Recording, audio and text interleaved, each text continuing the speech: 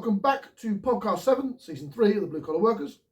We are, as always, your voice, your nation.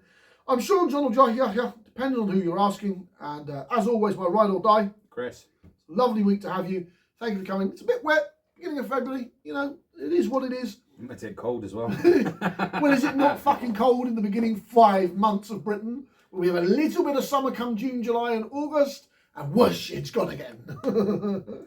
No, it's usually May, June, then fuck off. Oh yeah, true. May, June, yeah. Global warming, May, June. July, August is me being hopeful for real old weather types. For me today, the police search properties in links towards Mandelson over Epstein's investigation. The memo that shows McSweeney knew everything about Keir Starmer, Chief of Staff, told Labour pick for US Ambassador was wrong man at the wrong time. Former Prime Minister Gordon Brown has told the BBC the situation facing Sir Keir Starmer was serious and suggested he may have been too slow to do the right thing. So Lord Mandelson, don't drop the Prime Minister over Mandelson. Ministers urge Labour MP. As you can tell, the scandal holding our Prime Minister has dominated my entire weekly podcast today. And to be fair, I feel obliged to say that because there is so much to unpack. What many of you won't know is Lord Mandelson, the previous ambassador to the US, was the tutor, the mentor to McSweeney, the chief advisor of Keir Starmer, who wanted to paint himself alongside Tony Blair. This is how Lord Mandelson got his ambassadorial post. His protege clearly had it pushed for him. And this is why, in my opinion, the protege should fucking go. Anyway, over on Chris's side. On my side, we got UK threatens to take Russian shadow fleet. Viewers discontent with BBC's Laura Kernsberg. I apologise if I butchered that name. Apprenticeship system to get a major reform, which actually sounds promising. And could Keir Starmer's poor judgment incite change? And last of all, the OBR is on the government in the government's crosshairs over the leak of information.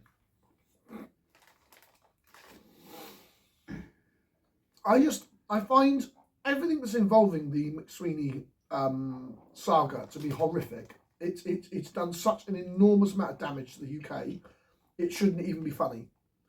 I find that a British Prime Minister should never have appointed someone who was still friends with a fucking kiddie fiddler to the top ambassadorial position in the UK's repertoire of foreign affairs going.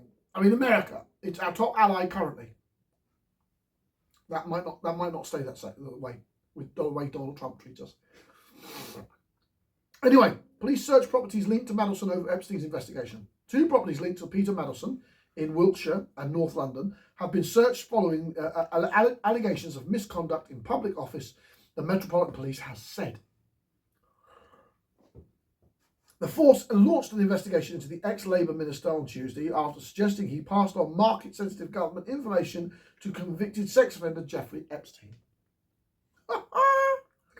In a statement, the Metropolitan Police said he has not been arrested and inquiries are ongoing.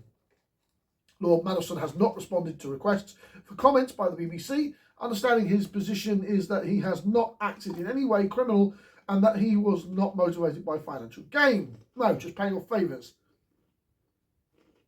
He has previously expressed his regret for his continual association with Epstein and apologised unequivocally to the women and girls who suffered. The BBC understands Lord Mandelson, 72, was at his address near Camden when the police began the search.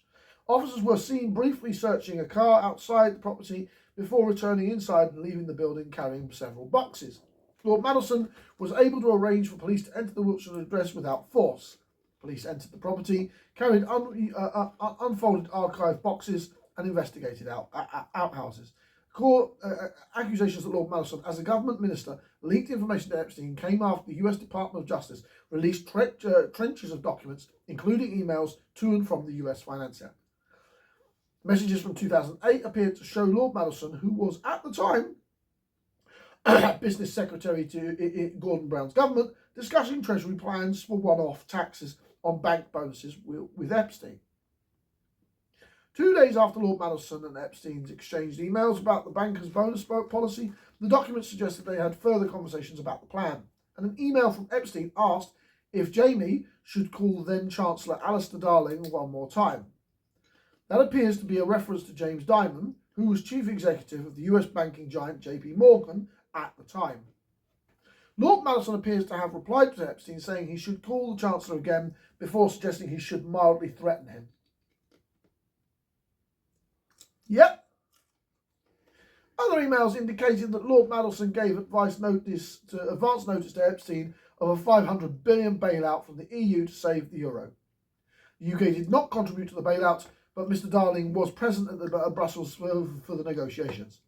After the police launched the investigation, the UK government spokesperson said the government stands ready to provide whatever support essentials the police need. The Office of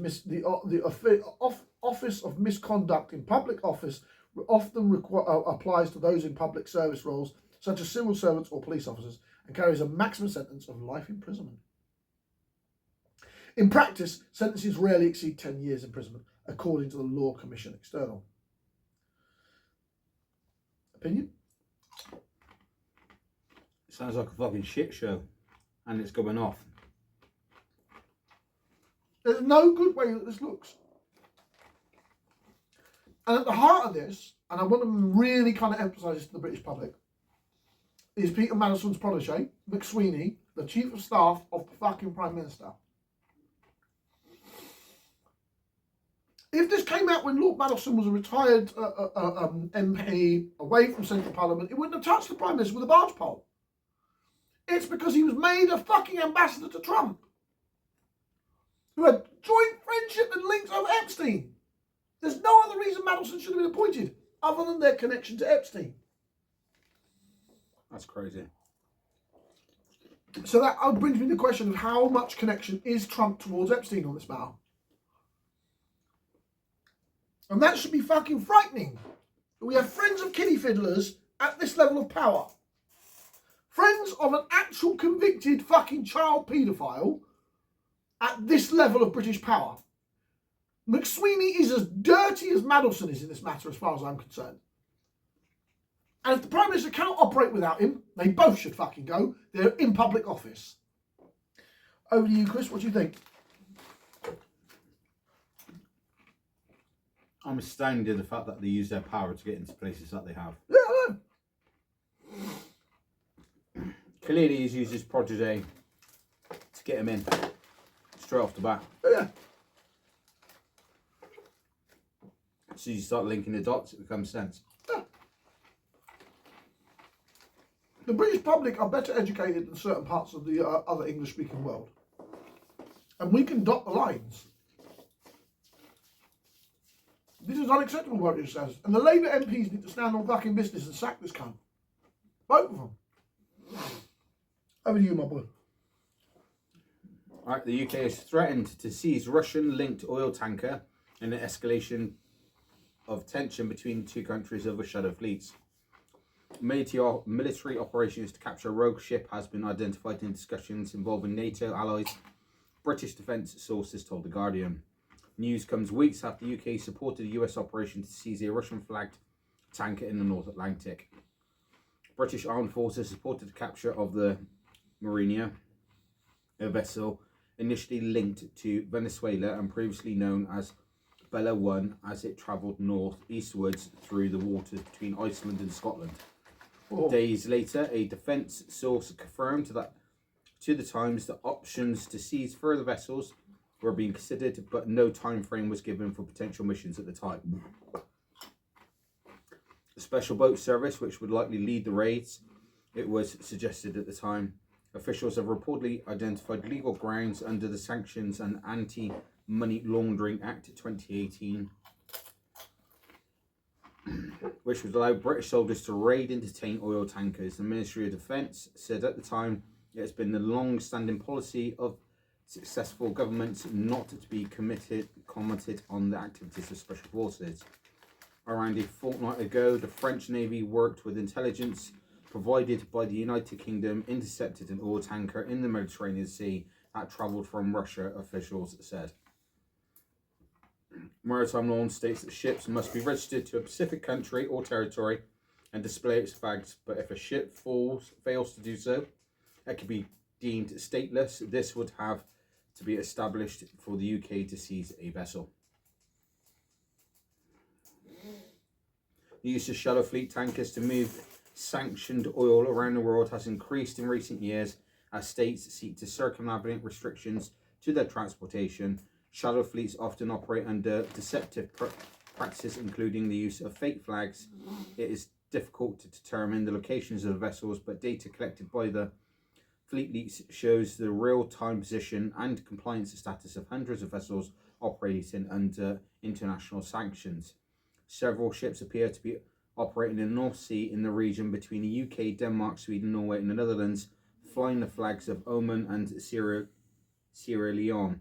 Others are sailing in the Baltic Sea in waters bordering Sweden, Poland, Lithuania, Latvia, Estonia and Denmark, or the Norwegian Sea. Defence Secretary John Healey previously publicly justified the action to seize the marina, saying the ship was a nefarious history. It is part of the Russian-Iran axis of sanctions, erosion which is fueling terrorism, conflict and misery from the Middle East to the Ukraine.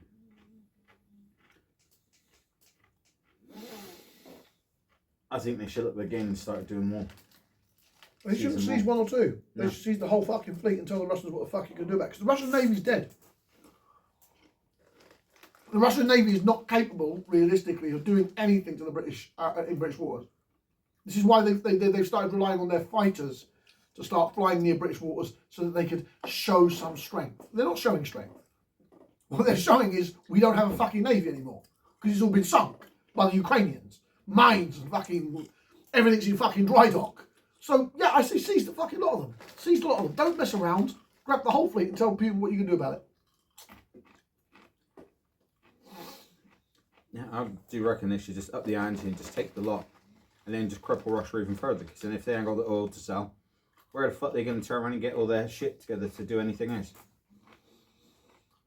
Funny you say that. The Chinese are doing a huge amount of financing for them. And everyone's doing business with China now. Everybody, even we are. That's a different loophole to attack. But the Russians, the shadow fleet ships are the minor part of the Russian oil money. Much of the Russian oil money is going overland via the Silk Trade route into India and into China, and they don't care. And they've made it very clear to the West: slap us with sanctions, fine, do it, but we're not going to stop buying oil because we need it for our people. You see, India is trying to develop its own country. Yeah. So they're prepared to take whatever pain necessary to get hold of oil. They don't care where the oil comes from. But then that's something for us to deal with on a separate matter. We should find other routes for India to get oil without causing problems. But shallow fleet tankers, just seize the fucking lot of them. Just go, take them, just get rid of them. And then that sends a lot to the people who actually own these ships, not the ones transporting the oil, because the oil is owned by Russia and Iran. But the people who own these ships realise that you're going to be seized if you're carrying that shit. That's in turn and go, no, sorry, not worth it. Not having my ship, not having my livelihood confiscated because I'm transporting your goods. When it becomes too expensive to replace the constant tankers, and the British shouldn't have released the tankers afterwards. These tankers should be destroyed. That's an important factor. Dismantled, repurpose, and build ourselves some new air hang. Oil tankers are so different in the build involving ships. You can't use civilian ships for military ships. That's something that was a stupid comment. You're not offended at that because I thought that, but that was one of those stupid. No, it means then dismantle it and then use what you can and recycle the rest. Really, the military technology and military materials are so different from civilian ships nowadays that they're practically alien from each other. Coast Guard. Maybe, but not tankers. Tankers are too slow. No, it's then strip it down, use the framework to build new Coast Guard ships and then put engines in it. Maybe. Because you've already got the framework and everything treated and everything else, so just repurpose it. Yeah, okay, so maybe you can use it for civilian coast guarding. That's probably a point, but you can't use it for military. Because military ships technology, I genuinely thought that. I thought it was a brilliant idea because, a little bit ahead of you, but I was told that was an idiot idea because the material building between military ships and civilian ships are fucking planets apart from each other. Probably because that military ships have to take combat damage, long-term use at sea, don't have port. Because remember, most civvy ships jump port to port to port to port. Military ships can spend months, years at sea. So they're built entirely differently. But yeah, is that you down on that one? Yeah. Oh, fantastic. Incredible misjudgment. On Wednesday, in the face of threats from rebels by the Labour MP, Downing Street promised to release documents relating to an appointment of Lord Mandelson as the UK ambassador to the US. The BBC has been told that the numbers of documents, which covers all electrical communication, could be close to 100,000. Prime Minister Starmer is later said to be in Intelligence and Security Committee on Friday, warning a very significant volume of material will likely need to be reviewed, but said it is important that the documents are made available to Parliament as soon as possible. Publication of the files could take some time after the government asked them to withhold some of the material for national security reasons, and the Metropolitan Police made a similar request to reduce any interference with their criminal investigation. Remember, they are criminally investigating Lord Mandelson, and we need to be quite clear that that man is looking down the barrel of a 10-year prison sentence, as I said in my previous commentary. Sir Keir has previously apologised for Epstein's victims, saying he was sorry to have believed Mandelson's lies. I agree with the apology, but I don't think it's enough. At the bottom, I think he should sack McSweeney. McSweeney should lose his job. The protege should be gone because he helped his master become the fucking ambassador. And I think that is a critical point of view. The one thing that boggles me is Keir Starmer could keep his job. He could keep his job quite well if he fired McSweeney. It's like that. For anyone, I thought when it comes to that high level of power, you had to be vetted to get the job. Yeah. So surely the fact that McSweeney's obviously, and the problem is, as I've got later on, he was warned by multiple senior Labour MPs.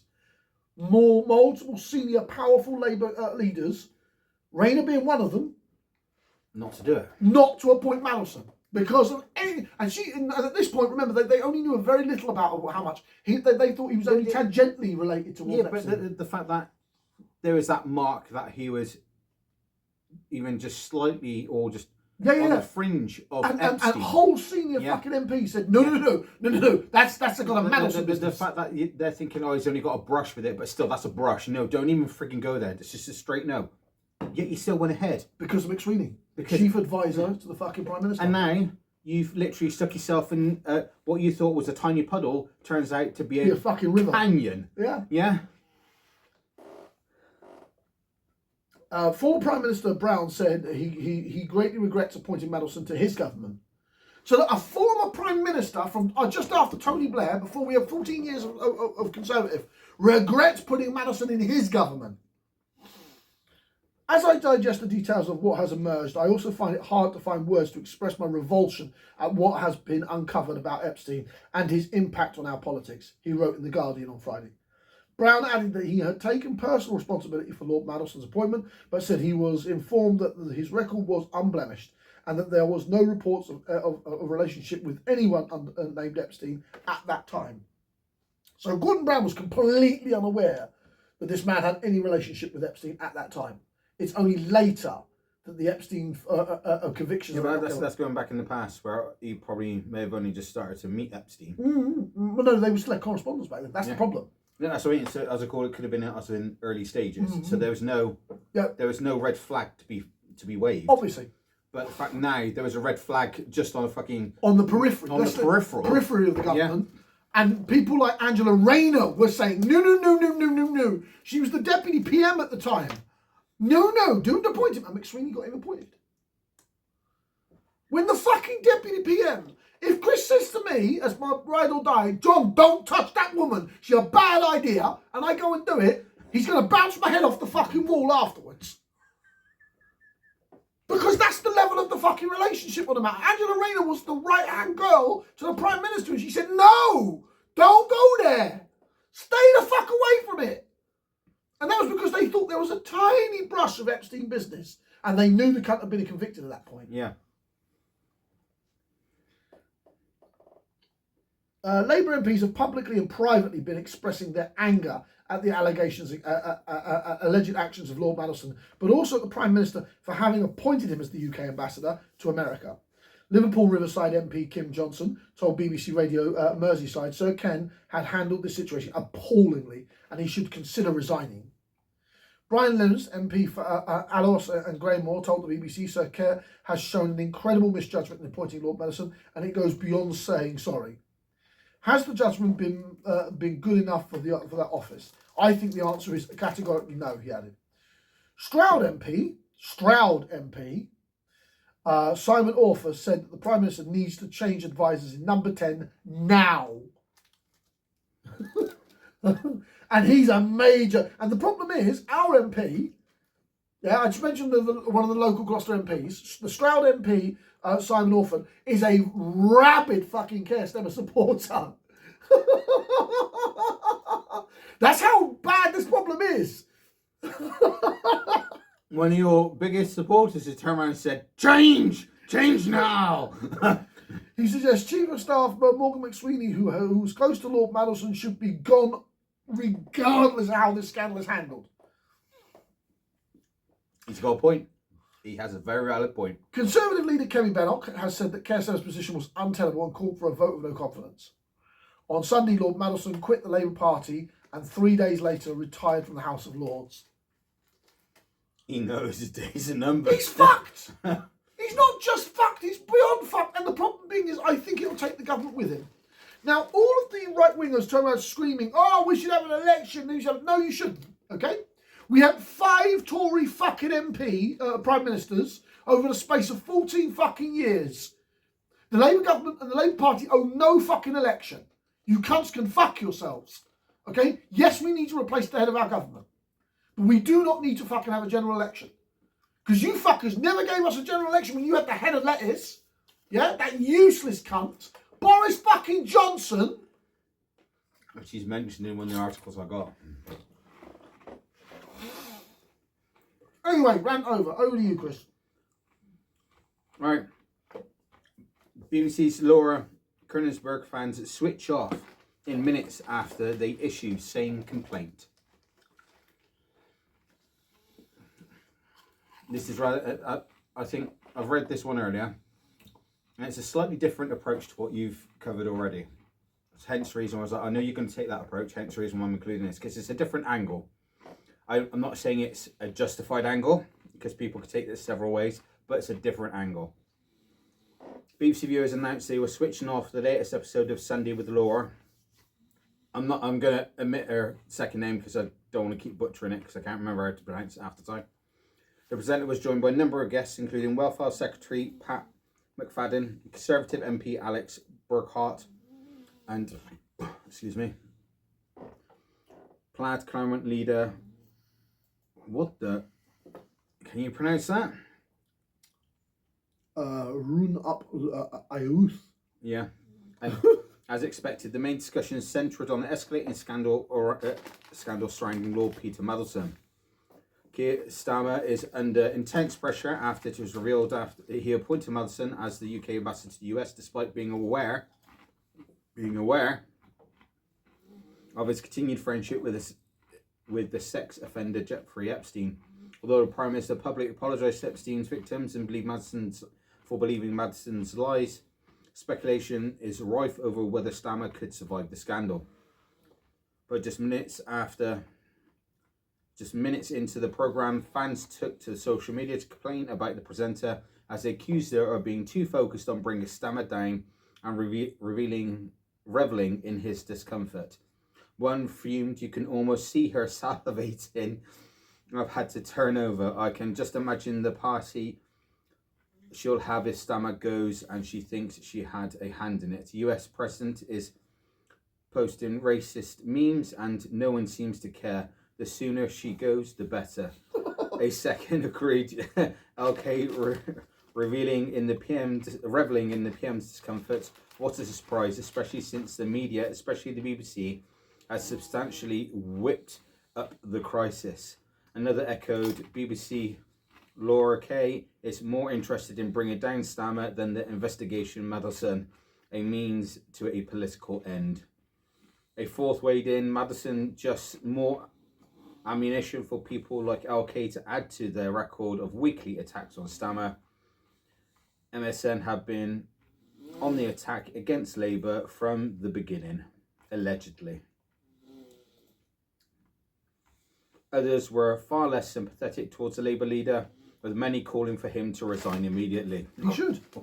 I'm not even a big enemy of Keir Starmer. I don't even have a particular axe to grind against him, but I still think it's absolutely... Either he's got to throw his advisor under the bus within this week, within the week coming, Chris, or he's got to go. He's gone, yeah. Keir Starmer is the Prime Minister. He ignores advice. He takes advice from people who give bad advice. He makes bad decisions and makes choices he doesn't need to make. He appointed McSweeney and Mandelson. The buck stops with him. He needs to resign, one furious viewer commented. Another raised, sorry, appointed a known friend for a convicted paedophile to the US ambassador. Who's surprised is a lying grifter. Doesn't cut it when it comes to his judgment, integrity and competency. Starmer is no longer to be trusted to lead the UK and should resign. These comments are actually entertaining. Well, because they're brutal, but yeah. Let's be fair about this. I know who these people... A lot of these people are going to be the axe-grinding new reformers. Because replacing Keir Starmer may very likely happen, but you're not going to get replacement government. I don't give a rat's fuck. We had 5 prime ministers over 14 years of fucking conservatism. A third added, the UK leader, embroiled in scandal over Prime Minister at the heart of it, does not have the good grace to resign. Disgraceful people, the lot of them. The only thing I could take from this one, obviously there are people which are trying to side with Starmer, but I'm sorry, the opposition makes some very valid points. Yeah. He is, at the end of the day, he's the leader.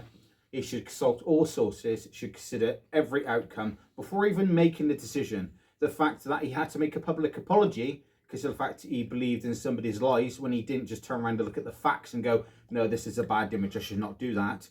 Let's be very clear about this. His deputy prime minister told him, don't fucking do it. Yeah, and the fact that several of his own party turn around and go, no, no, no, no, no, no, no, no, no.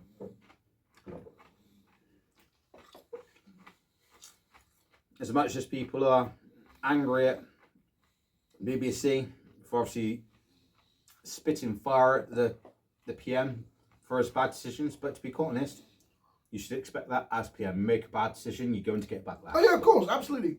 And again, I think they give Laura Kursberg a lot of backlash over this, but she's right to hold him accountable. He is the fucking Prime Minister of the United Kingdom. He represents all of us.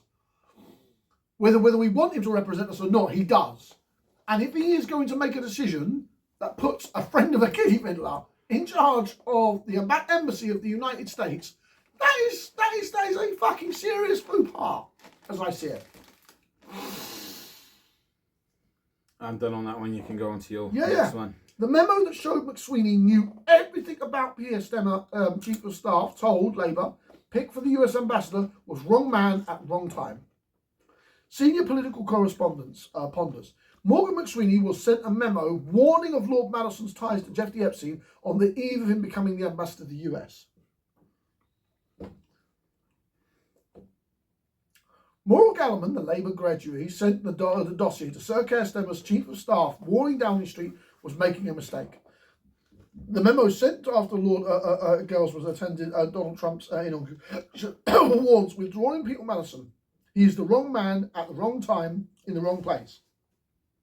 And he suggested that bold alternative support appointments could be Nigel Farage, who was popular with Mr. Trump's inner circle and his mega base.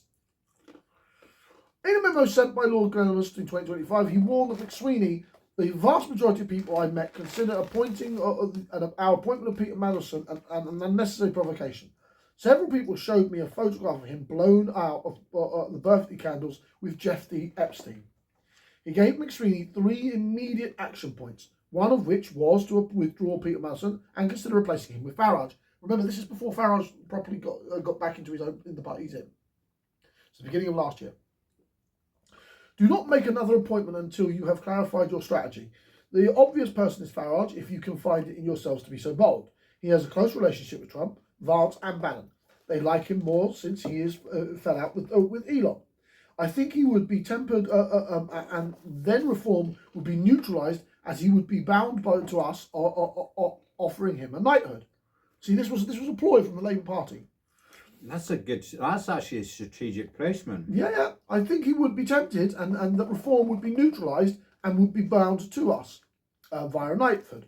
The peer also urged the McSweeney not to rush into making an appointment. He said that the ambassador, Karen Pierce, was doing a fine holding job and has not pissed them off, which is a great achievement in itself.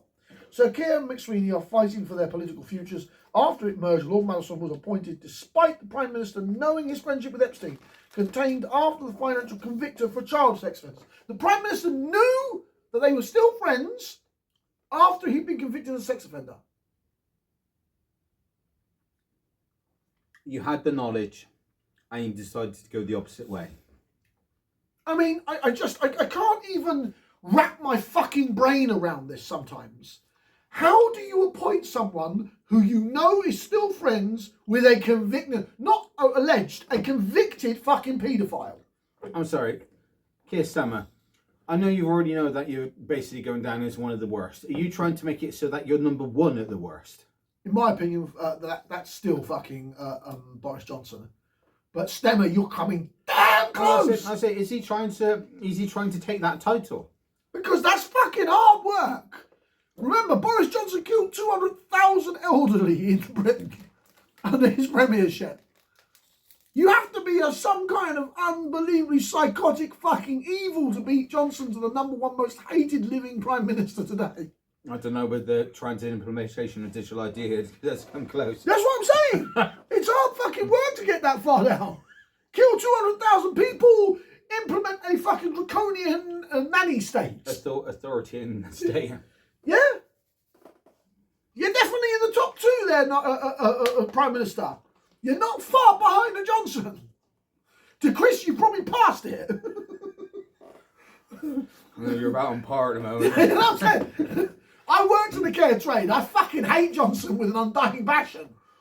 But, damn, Prime Minister, you're appointing kiddie fiddlers now and they're friends? Oh, fuck me. This is bad. This is beyond bad. McSweeney should be fired. And that's my unconditional opinion on this. McSweeney should go without any reservation. Because it clearly was his pressure, being the protege of Peter Mandelson, that got him that job.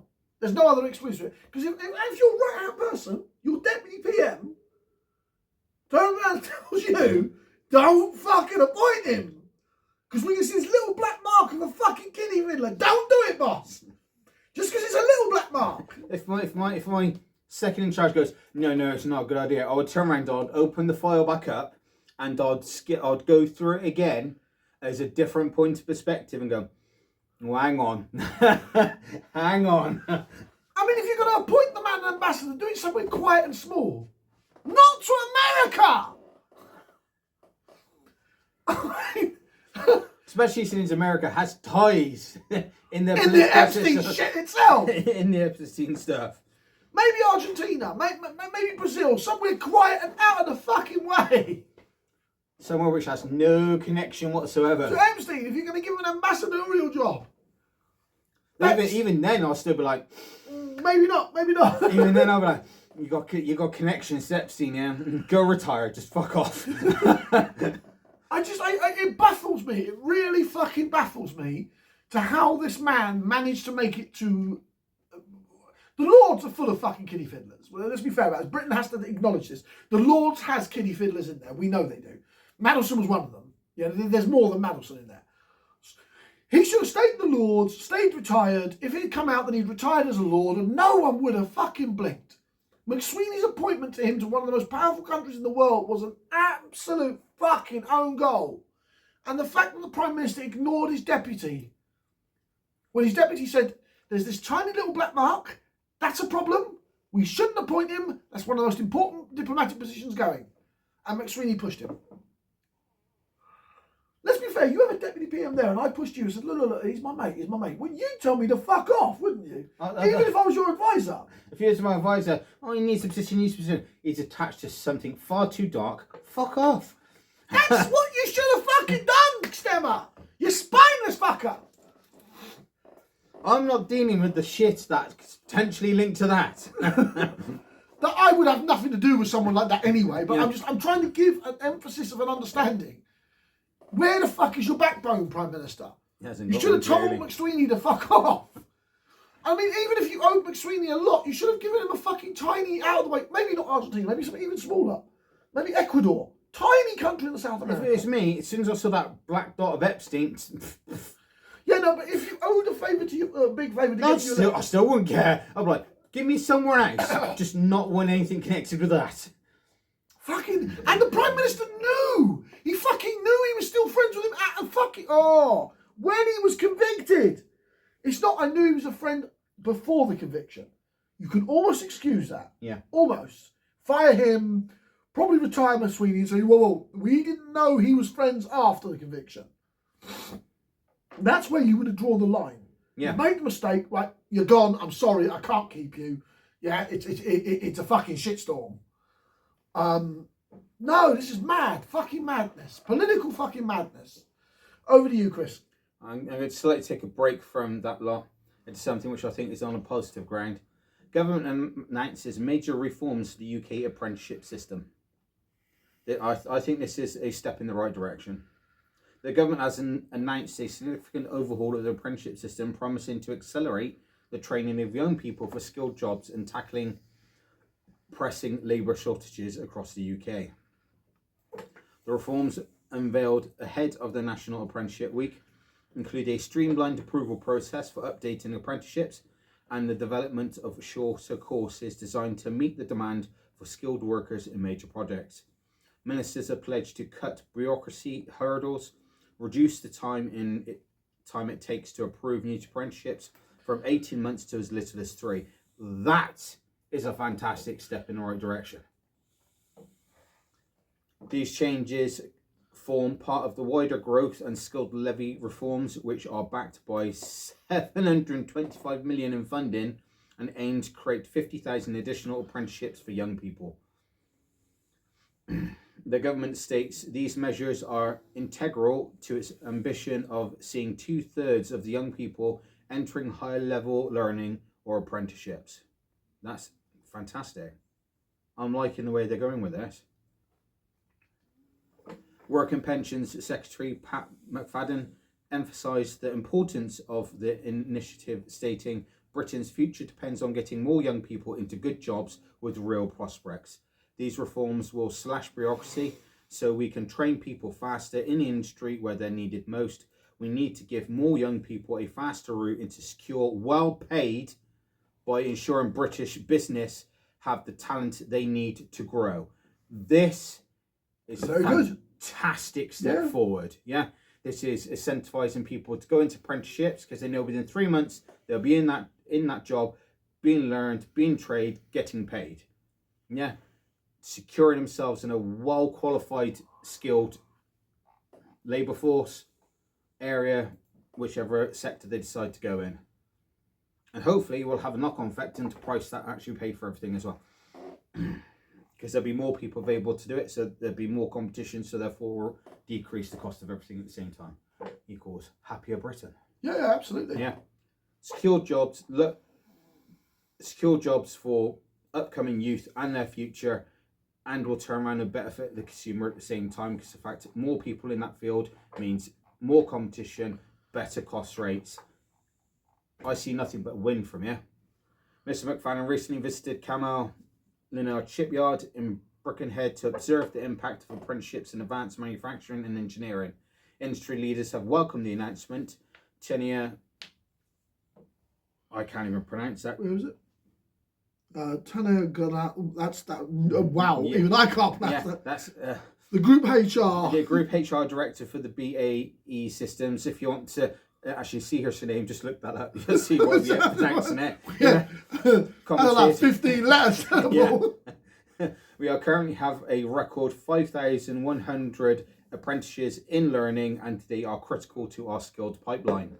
These announcements will accelerate our ability to offer new and updated apprenticeships, keeping our people at the forefront of cutting-edge defence technologies. Fantastic.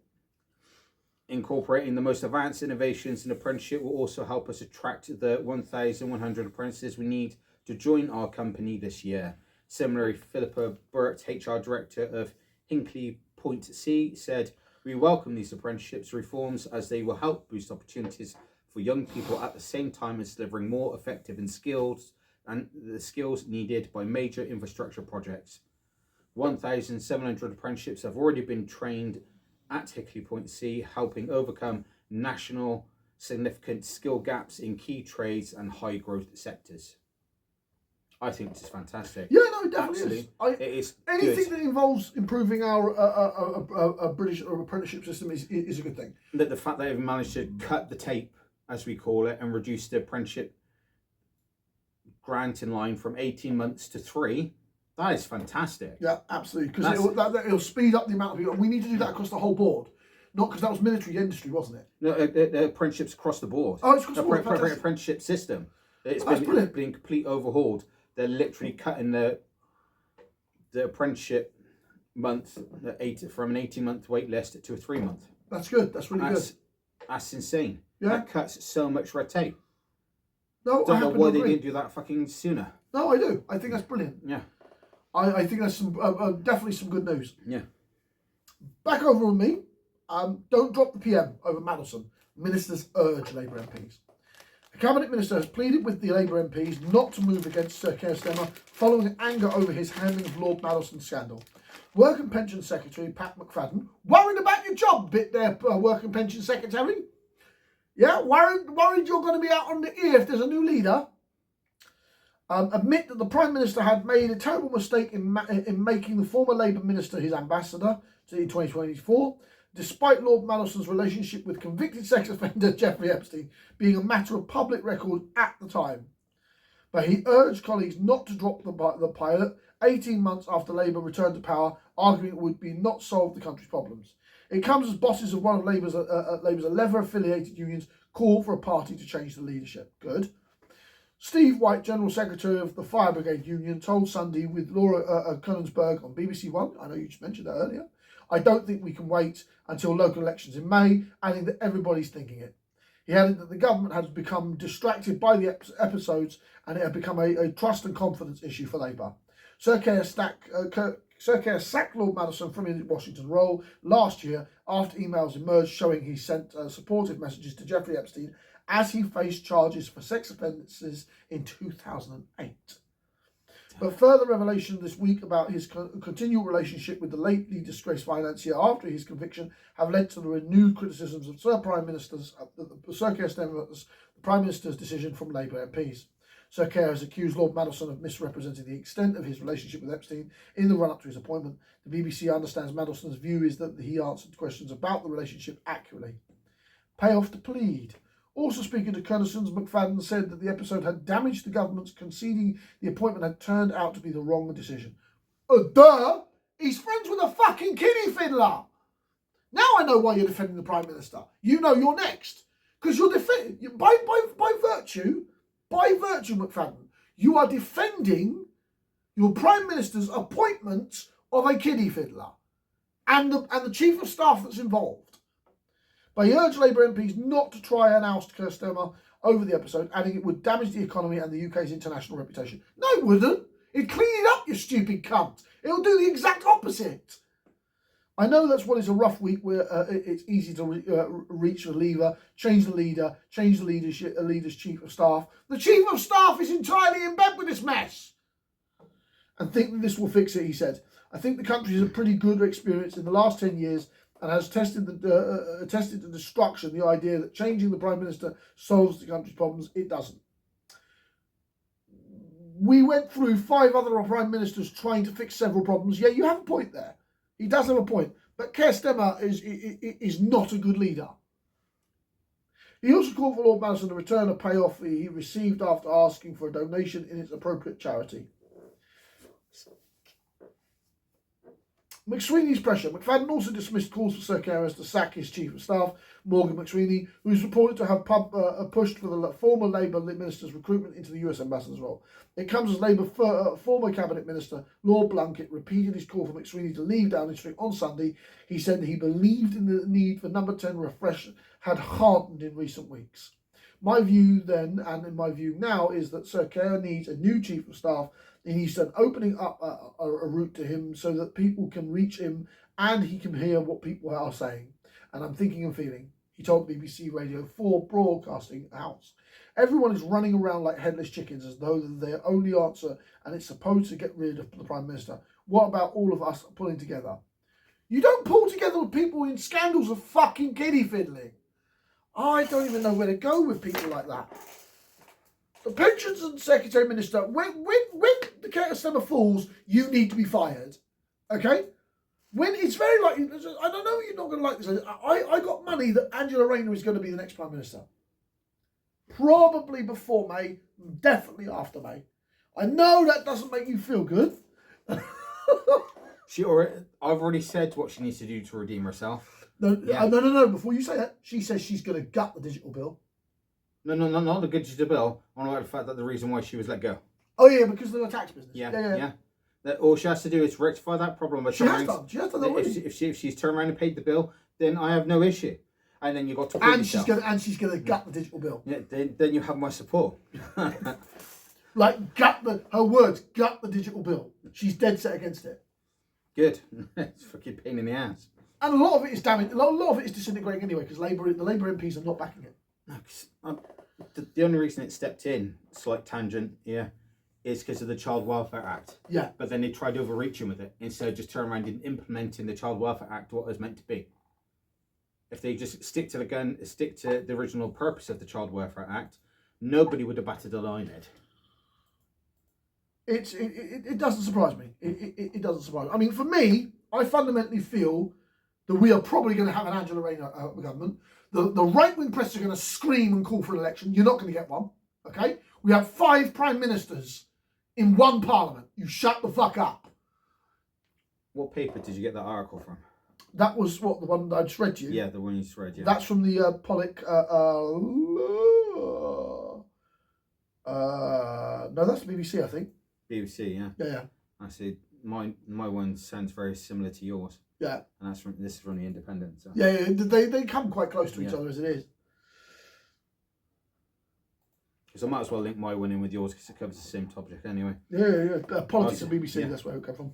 Obviously, Keir Starmer showed poor judgment, but talk of change is premature because it's echoing the same thing that yours one just covered, but from a slightly different perspective. There's no doubt that Keir Starmer made an appalling mistake in appointing Peter Mandelson as ambassador to Washington. The Prime Minister already knew that the Lord Mandelson had been close to Jeffrey Epstein, even though the American financier was found guilty of procuring a child for Stop the press. Morgan McSweeney quits as Prime Minister's Chief of Staff.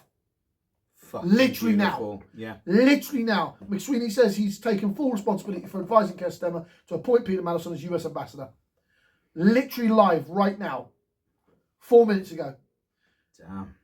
McSweeney went. He had to. There was no way he couldn't not go and Starmer keep your job. No. But I still reckon Starmer's job's up for grabs anyway. Less so now. Less so now. Because Starmer and McSweeney, I owe him a debt of gratitude and I thank him for his service. It's been an honour working with Morgan McSweeney for many years, Keir Starmer says. He turned our party around after one of its worst ever defeats. And I can give him that. But the man should have fell on his sword last week when your mentor is caught in bed with kiddie fiddlers. We wouldn't have had this scandal. Keir Starmer and the Labour Party wouldn't have had this problem if he'd said, I'm responsible. I gave him the job. He was my mentor. I owed him that. I resign. I apologise to the British public. Done. Do you know what I'm saying? Me and Chris would be like, that's a gentleman. Yeah? Give me civil servant payment. Let him go out and do his thing. Because obviously, we know McSweeney may have known that he was friends with Jeffrey Epstein. We don't necessarily know how far that was known, though. Yeah. Do you know what I'm saying? Because me and you don't tell about all of our private business to each other. No. And I just think, he turned our party around after one of its worst ever defeats, having him work closely. The Prime Minister's Chief of Staff has resigned as of today from this podcast, which I think is the right thing to do. I think the Prime Minister is probably going to survive now until May. The May election might kill him if it turns fucking horrific. No, I reckon the May election will kill him. I don't think that's avoidable. That's the problem. Yeah. I think the by-election threat is now off the table. If this was the only, as I call, it's not. That's the thing. Yeah? It's not. If this was the only bad judgment, most people are going, okay, you made a slight misjudgment, and the other dudes turned around and said, my fault. Yeah, And Morgan McSweeney literally quit. Yeah. He's literally just turned around and said, "I've quit due to the scandal. My fault. Hands up. I'm leaving." If it was just that, even more likely, Starmer would have more likely lasted May. But he's done too many. It's possible. It's entirely possible. And I mean, I have a feeling this nickname would be U-turn Starmer. But yeah, I think it's appropriate. McSweeney had to go. There's no question he had to go.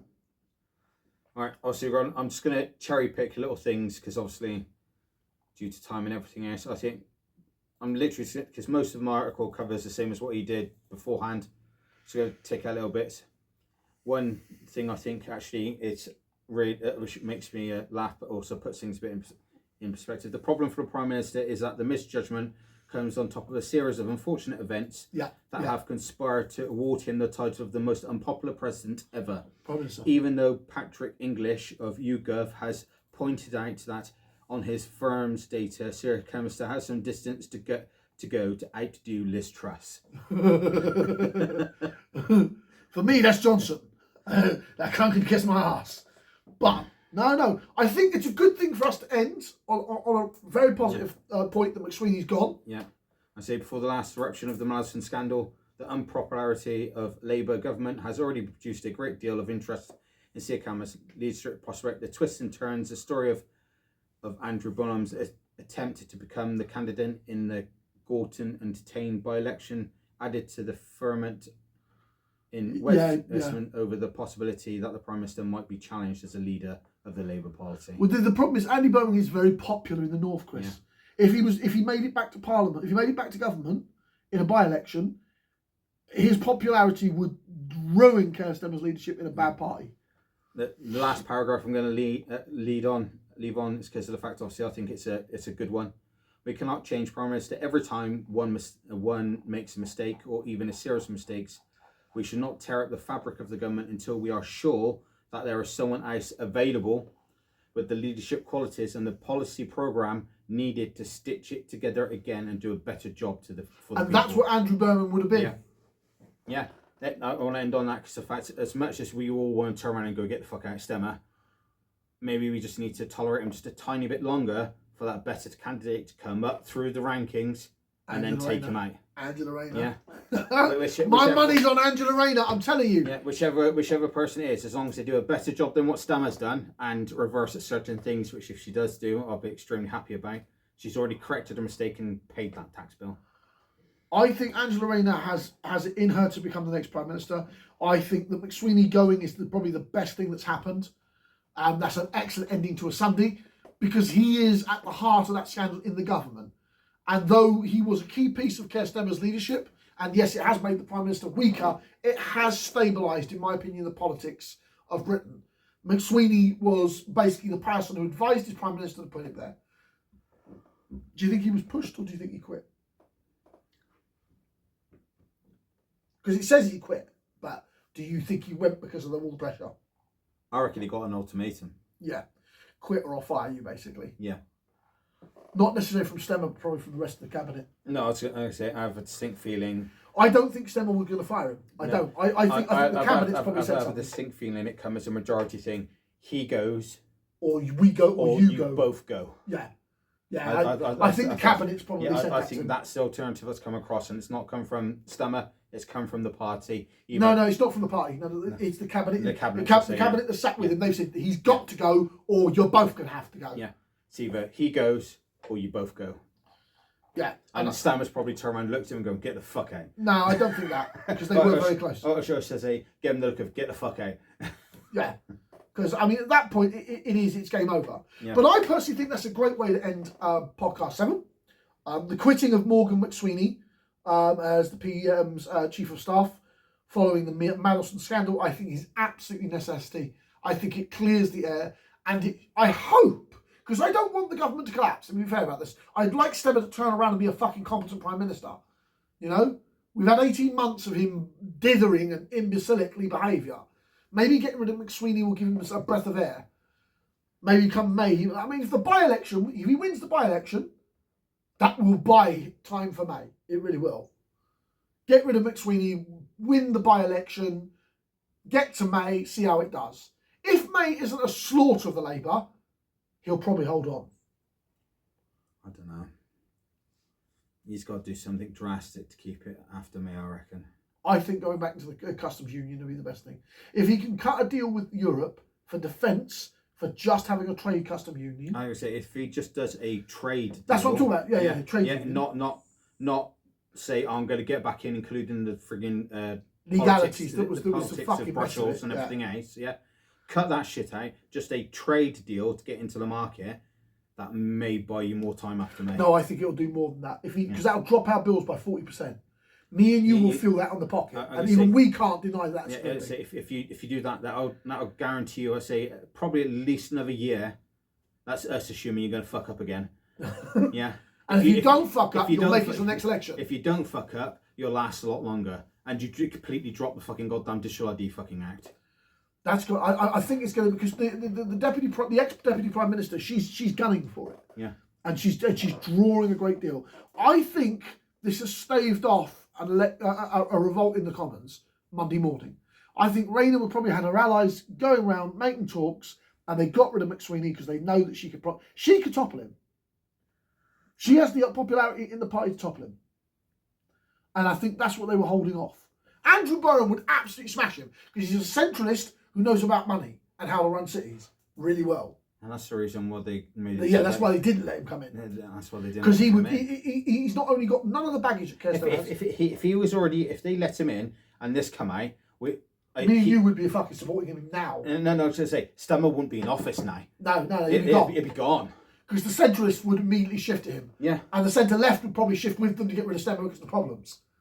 It wouldn't be a case of whether Starmer's trying to fend off to April, May. It'd be a case of Starmer's gone. Yeah. It'd be straight off. And I think this is to stop Angela Rayner. I think McSweeney being sacrificed is to stop Angela Rayner getting into office. That makes sense. Because the problem is she is popular.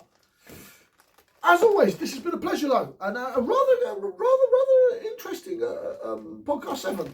I'm rather positive about this one. As always, I'm John, Sean, or Yaka, depends on who you're asking. I'm Chris, hope you have a smashing day. Assalamu alaikum wa rahmatullahi wa barakatuh.